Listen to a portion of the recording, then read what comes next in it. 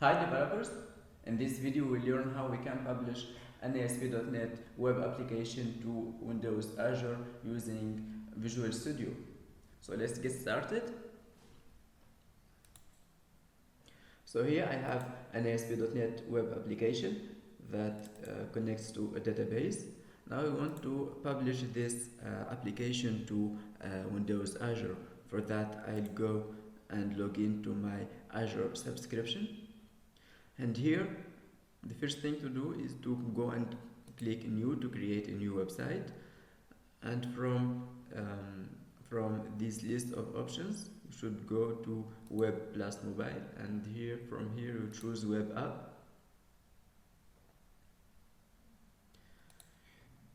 Here you give a name for your website app that will have the .azure websites.net postfix here. So let's call it employees directory, for example. That's an available name. And here you choose your subscription. By default here I have my best pack subscription. Now you select your resource group. Let me zoom on that. So for your resource group you can choose one of your already existing resource groups, or you can go and create a new one. For me I'll go and choose this one, default web Europe, West Europe.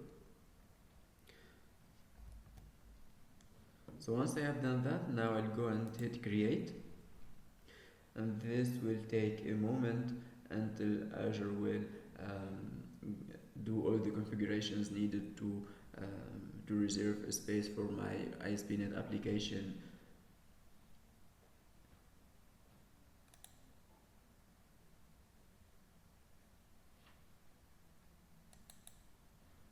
Now that the deployment did succeeded, now I can click on that and go to my website. It's the employee directory app service here. So actually this one is for the notifications, so I can go to my website by going to all the resources, and here I go and look for my employees directory.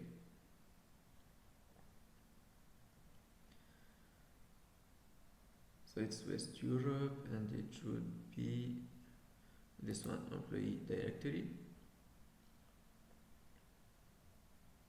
So this is the URL in case I want to test my application. Let's hit that URL, then it will open my website here. You see the URL as specified when I created that website on Azure, but now it just created an empty space for my website. There is no content yet, and there is also no database. So after creating the space for my app, now I need to go and add another database. Let's look for data connections. So here I get it.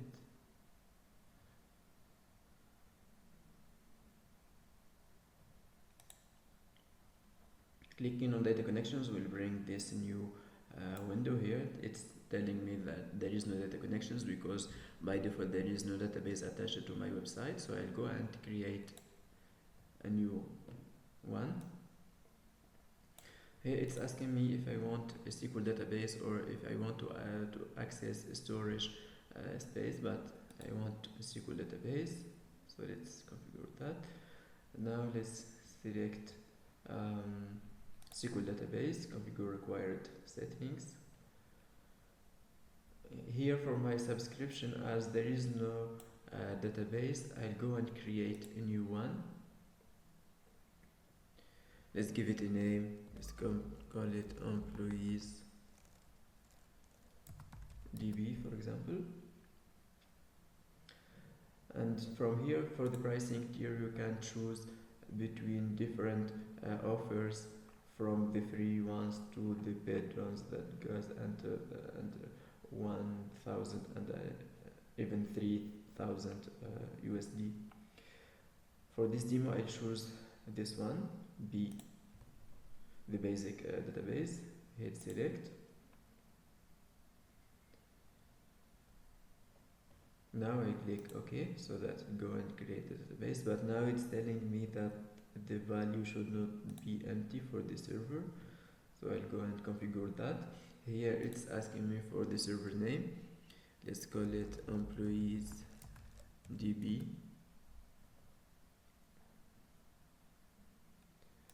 and it asks also for a login, so let's put my login and my password.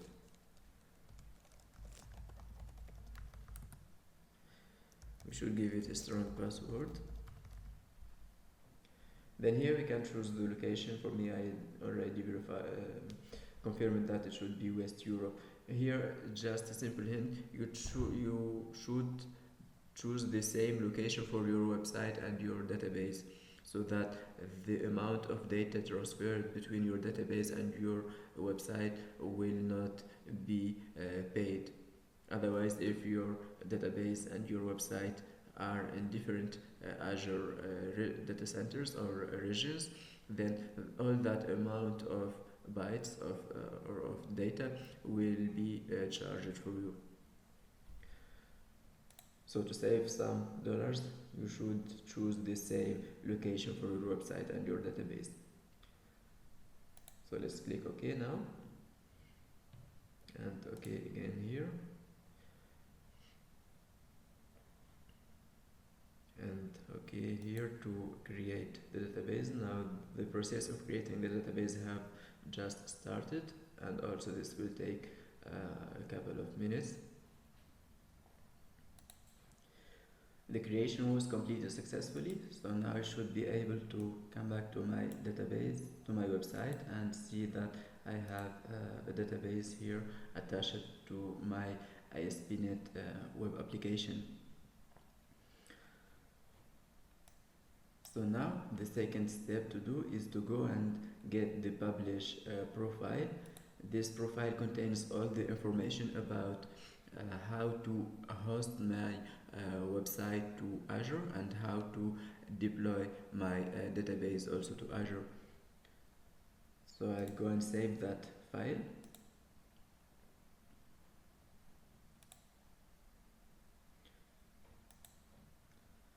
So now, after having that file, I come back to Visual Studio, and now I will start the process of publishing my my ASP.NET application to Azure. For that, I'll go and right click on my project, then choose publish. Here you will have a couple of options. Which one we'll use is the import, because we have our publish profile. Now I'll go and browse to my publish profile. So should be called employees directory, as the name of my website, employees directory. Hit open. Okay. Now it's Visual Studio is reading that publish profile, which is an XML file that contains information about the server where Visual Studio will push our local ASP.NET application, and then have information about the username and the password. Here it's a generated one by Azure, and the site where my application will go to. Click next. Here you can see that here it's telling me no database found in the project. So this is an unexpected error from Visual Studio. Actually, if all things are alright, then you should get an entry here where you can choose the value of the connection string that you get from your publish profile. So if then you get this error like me here, then you can go and fix this one by closing this dialog and go to your web config. Here where you have the connection string value that will be hosted to your Azure website. So here it's pointing to my local DB, but when this file will be deployed to Azure, Azure will read this value again and try to find this database inside the data center, but as it will not recognize this one as it's local to my machine, then Azure will fail to connect to this one. So we should replace this connection string by the one provided by Azure. So where do I find that connection string? Actually, you can find it inside our publish settings that we downloaded earlier. So if I go and open that publish settings file, it's an XML file. The publish settings is actually an XML file that contains information about connecting to Azure hoster, and also it contains information about our database. So here you see the name of my connection string and then the value of the connection string, which have information about where my database is located on, and the port number used, and also the user ID, and also the password. Here I have just hided it for security reasons. And now we need to get this connection string, copy it, and use it inside our web config file here.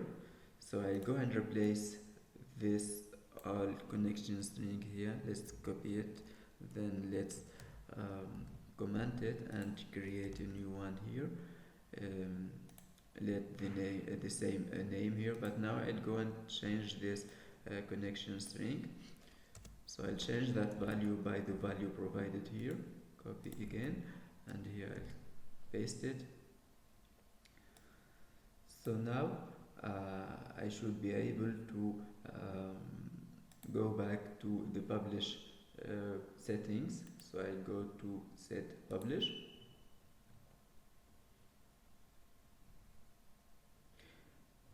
Of course, that should be done after giving the right password to your connection string here. You shouldn't let it as I have it here, stars. So now I can go and hit publish.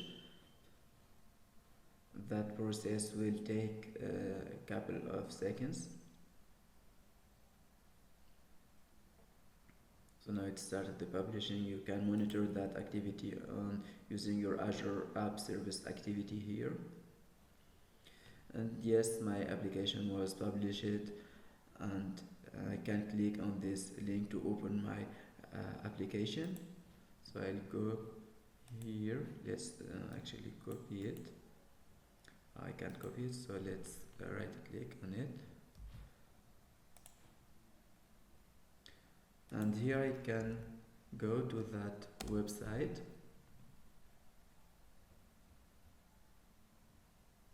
It will go to my index page.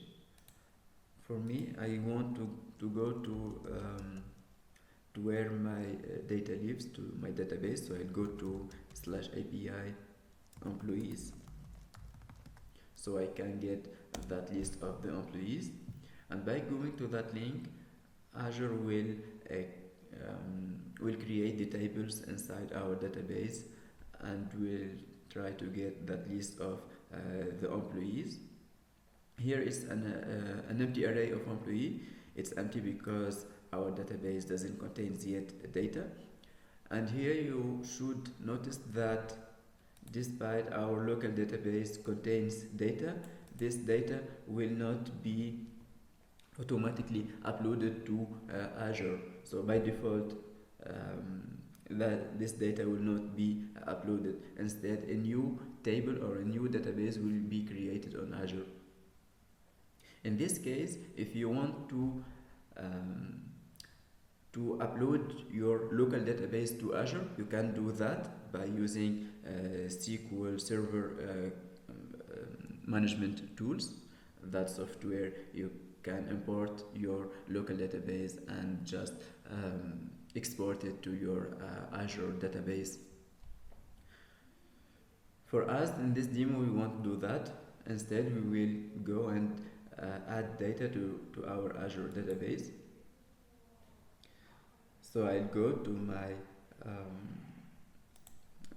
Windows Phone and Windows 8 applications. So now I'll go and add new employees. So I'll go and use my Xamarin Forms mobile applications. I'll go to my Android project, and here I should be able to add a new employee. But we should stop here and remember that we have set our Xamarin Forms applications to connect to the local to our local host web service. Remember, in this in the PCL project, where here we have set our employees services, which uses the REST client to connect to our local host web services. So now, as we want our application to connect to the one hosted on Azure, we should go and change this URL address. So we no longer need the local host and also the port number.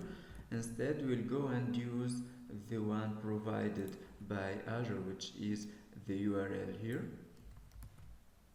So I'll go and paste that. Should use only one HTTP.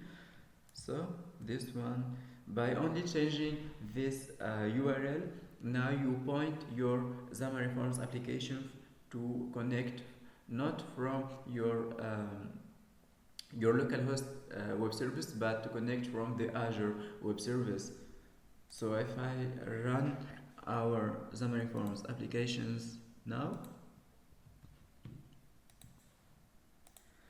so now you see we get, after running our 3 applications, we get an empty list of employees because no employees are stored on our Azure database. So let's go and add some new employees. So I'll use the Android project. Let's call it Mohammed, and let's say it's the marketing. So we'll go through that process of posting some employees. I'll go and add some other ones so that we can have like 3 or 4 employees inside our database. Here you should make sure that your emulator is connected to the internet, otherwise you can go and delete this emulator and choose another one from this wide list of emulators you have. So let's continue and add some other employees. Let's add Ahmed from the finance, first employee.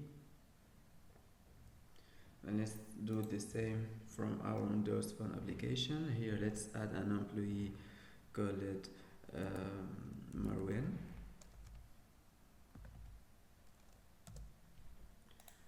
From the business department, let's say, first employee. And the same from our Windows 8 application. Here let's add an employee, call it let's say Ali, for example, from the human resources department, first employee. Now if I come back to my employees web service here and hit refresh, then you can see now we have the all new list of employees stored inside my Azure SQL Server. The same here, if I go to my MVC controller, I want to go and check if that controller also displays the data. So here it is. And the same also if I go and restart our Xamarin Forms applications. And yes, here it is, all our data coming from our services hosted on Windows Azure. Of course, here all the other operations works also fine for the put employee and delete employees. You can go and try that yourself, and also you can try this hosted web service from your own mobile application, as this is a public web service, so anyone can connect to it. It doesn't use authentication or authorization. It just works for everyone. It's a public web service right now. So here, as you might see in the previous videos, I hadn't used the Android emulator because I have to make some configurations and some settings in order to make it connect to localhost web services. But as I didn't succeed to make that happen, I worked with the Windows Phone and Windows 8 applications. But now you definitely can make it connect to your public web services.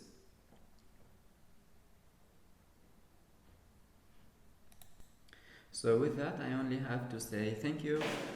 So now that our application runs on the different emulators, from the Android emulator to the Windows Phone emulator and our Windows 8 application, now we want to test our application not on emulators but on real devices. This is a required step to go to production. For that, we have to deploy here our application on an Android device here and a Windows Phone device.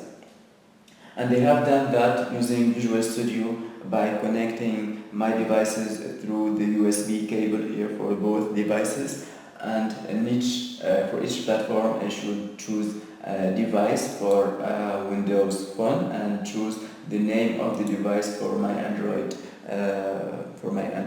platform.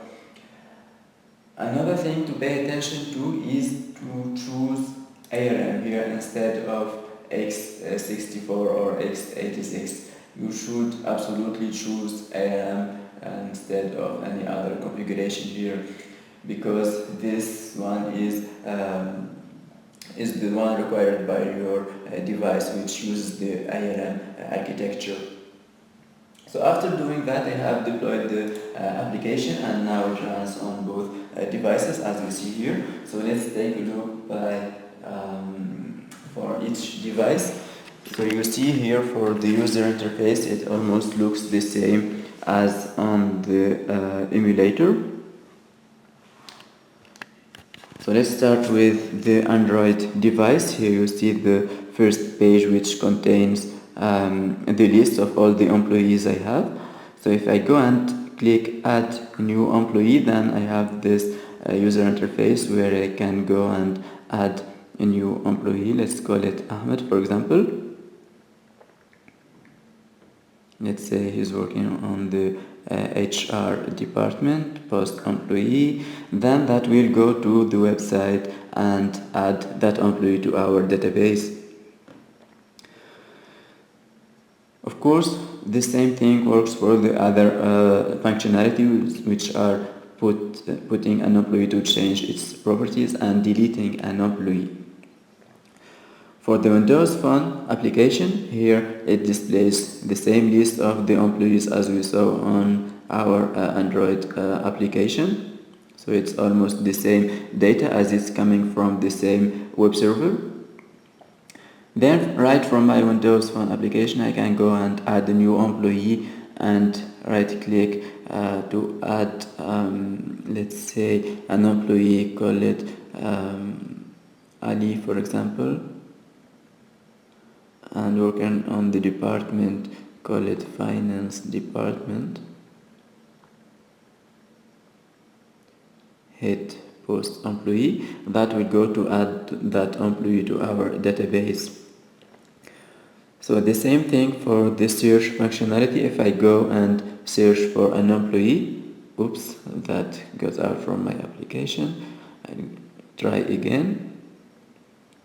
And here, if I look for an employee called Ali, for example, and hit search, then I'll get the two employees with that name. So let's try with my Android application. Let's try the search functionality. So here I type Ali with capital A, and as our web service returns all the data with uppercase or lowercase values, it will return both Ali with capital case and lowercase. So by doing that, you should consider that of course your application should be connected to the internet, and your website is up and running.